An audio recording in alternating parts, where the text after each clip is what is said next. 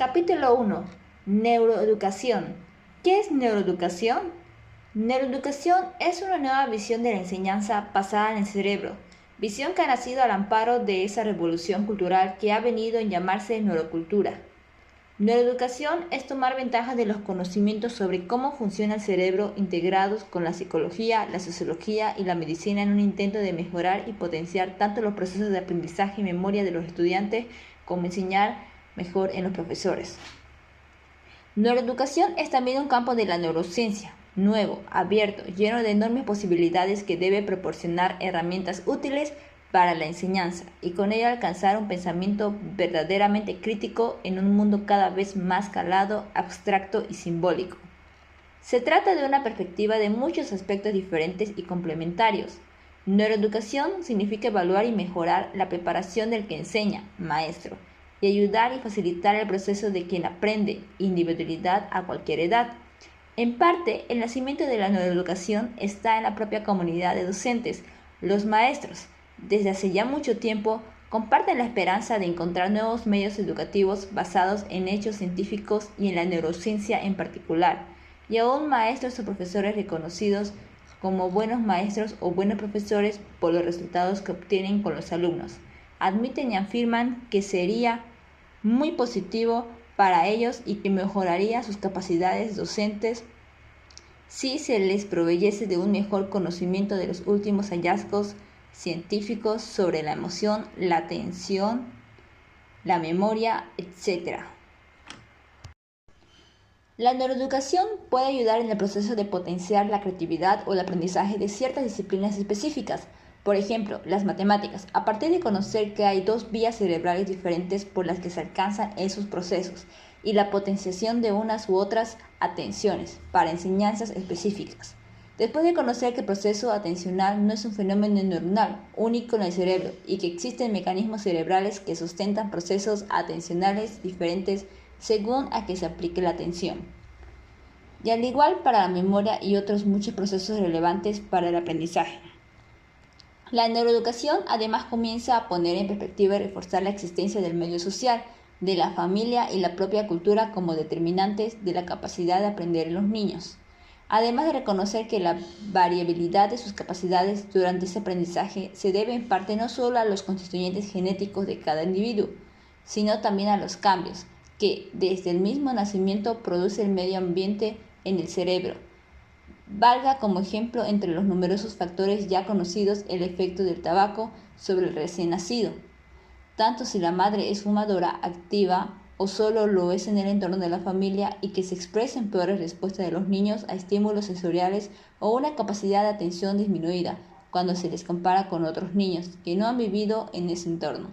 Sin duda que esto es ya condicionante de las capacidades cerebrales de estos niños en los primeros años de aprendizaje en el colegio.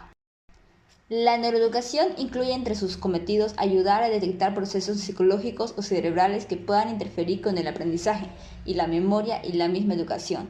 La neuroeducación está en las primeras andaduras de un largo camino que recorrerá paralelo en su trayecto el progreso tanto de la psicología como de la neurociencia cognitiva. Neuroeducación trata con la ayuda de la neurociencia de encontrar vías a través de las cuales poder aplicar en el aula los conocimientos que ya se poseen sobre los procesos cerebrales de la emoción, la curiosidad, la atención y cómo estos procesos se encienden y con ellos se abren esas puertas al conocimiento a través de los mecanismos de aprendizaje y memoria. Y de estos conocimientos sacar provecho e intentar aplicarlos a los alumnos y a los mismos maestros y profesores, pues está claro que para un alumno presta atención en clase no vale exigirle sin más que lo haga.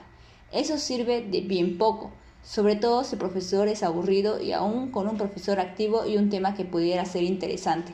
Hay que encender primero la emoción. Todo eso se debe llevar a crear métodos y recursos capaces de evocar la curiosidad en los alumnos, por aquello que se les explica. Métodos aplicados a cada edad del niño primero y después en la pubertad y la adolescencia y en el periodo universitario, y además adecuados a su propia individualidad y a las materias que se enseña. Métodos siempre adaptados a la alegría, al despertar, al placer y nunca al castigo. Hoy ya sabemos que la letra con sangre no entra. El castigo, el dolor como estímulo para aprender es un método primitivo. consustancial con la supervivencia en otros tiempos duros de la humanidad. Sobrevivir durante millones de años ha significado aprender con rudeza, con dolor y con ello guardar profundo recuerdo que todo aquello le hirió o hizo daño y no volvió a repetirlo. El no aprender, la persistencia en el error costaba la vida, como contrariamente también lo era, por supuesto, el refuerzo y el placer como sustrato, tan fuerte como el primero para mantener la vida. Pero lo cierto es que en la actualidad que el aprendizaje en los colegios nadie se juega la vida. Por eso hoy solo se debe y se puede enseñar a través de la alegría, porque conocemos bien los sustratos cerebrales de estos procesos. Neuroeducación no suele llevar a todas las instituciones que imparten docencia los logros alcanzados principalmente por la neurociencia cognitiva en particular, sino conseguir la mentalización de los profesores en cuanto a conocer cómo funciona el cerebro, extrayendo de ello conocimiento que ayude a enseñar y aprender mejor, sobre todo en los niños. Solo la idea y la responsabilidad puesta en la cabeza del maestro del que lo enseña tiene la capacidad de cambiar los cerebros de los niños en su física y su química, su anatomía y su fisiología, haciendo crecer una sinapsis o eliminando otras y conformando circuitos neuronales cuya función se expresa en la conducta. Cambia ya la propia percepción que el maestro tiene de la enseñanza.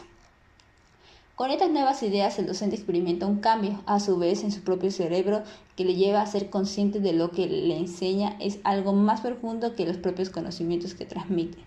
Así pues, conocer que los cambios cinéticos del cerebro son resultado de la enseñanza que reciben sus alumnos puede ya transformar la actitud de muchos maestros y producir en ellos un tono diferente, emocional, cognitivo, en la forma en que pueden ver la enseñanza. Todo esto implica un cambio importante, pues requerirá la formación nueva de los enseñantes y rellenar ese espacio que separa los conocimientos del cerebro con la educación y la enseñanza con programas nuevos que alcancen la realidad de los colegios particularmente y desde luego a todo el arco de las diversas instituciones que transmiten conocimiento.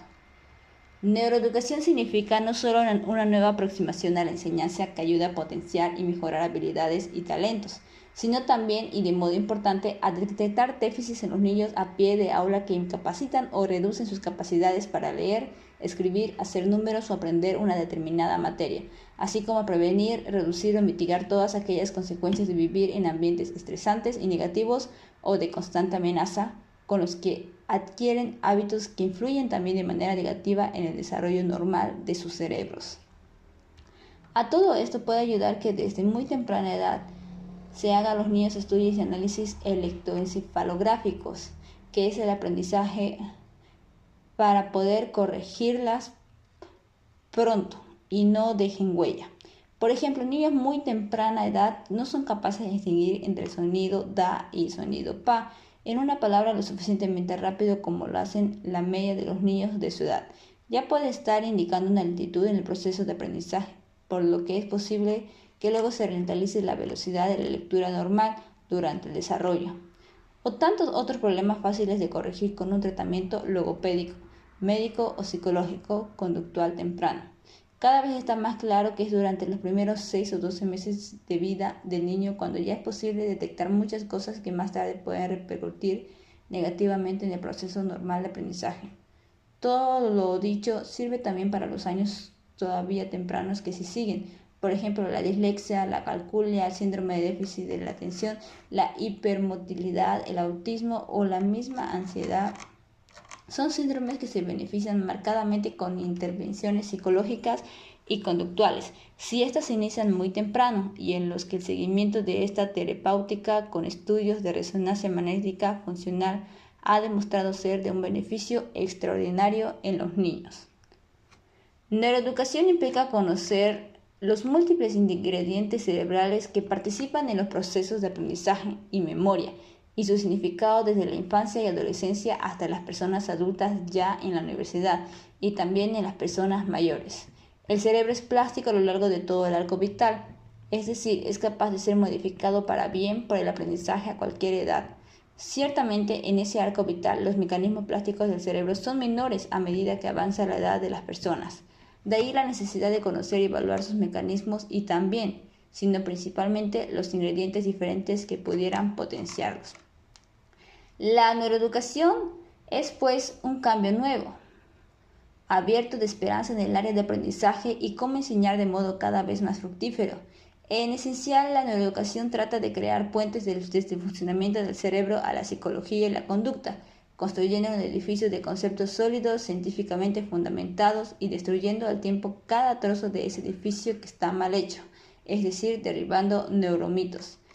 En resumen de todo esto permitirá apuntar que la neuroeducación apunta a 1. Conocer herramientas que puedan proveer la neurociencia de modo práctico que sirva para enseñar de forma más eficiente tanto en la escuela como en la enseñanza media o la universidad y realmente en todo el arco de lo que entendemos como enseñanza, sea general o especializada. 2. Herramientas que sirvan para detectar problemas neurológicos y psicológicos, siquiera sean sutiles, que impidan o interfieran en los niños la tarea de aprender con facilidad en el colegio. 3. Herramientas que sirvan para formar mejor ciudadanos críticos, logrando un equilibrio entre emoción y cognición. Y 4. Ayudar a cruzar mejor ese puente que señaló Cicerón cuando dijo: una cosa es saber y otra saber enseñar.